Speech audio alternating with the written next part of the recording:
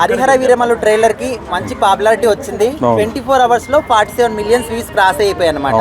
అదే అప్పట్లో పుష్ప 2 కి 45 మిలియన్స్ వచ్చాయి 24 hours లో. మరి కలెక్షన్స్ విషయంలో కూడా హరిహర వీరమల్లు క్రాస్ చేస్తుంది ఆ పుష్ప 2ని. ఇప్పుడు హరిహర వీరమల్లు అనే సినిమా మైథలాజికల్ మూవీ, ఒక అద్భుతమైనటువంటి కథ.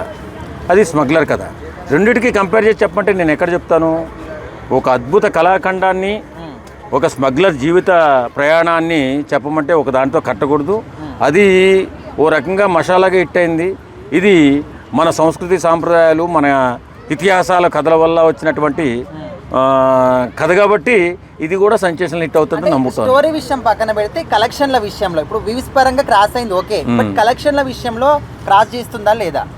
క్రాస్ చేస్తుందా లేదా అని మనం జడ్జిమెంట్ చేయలేం, కానీ కాకపోతే అద్భుతమైన హిట్ మాత్రం అవుతుంది. ఓకే, సెన్సేషనల్ హిట్ అవుతుంది, బ్రహ్మాండమైన హిట్ అవుతుంది. ఒక సినిమాతో పోల్చి ఆ అవతల సినిమా వాళ్ళని మనకు కించపరచకూడదు, ఎందుకంటే అతను కూడా సినిమా వాడు కాబట్టి. ఏదేమైనా హరిహర వీరమల్లు మన ఇండియాలో ఉన్నటువంటి ఒక వీరుడి కథ, గతించిపోయినటువంటి ఆ కథని మనం చూడబోతున్నాం. ఒక అద్భుత సినిమాని చూడబోతున్నాం. ఖచ్చితంగా ఆ సినిమా సెన్సేషనల్ సృష్టించబోతుంది.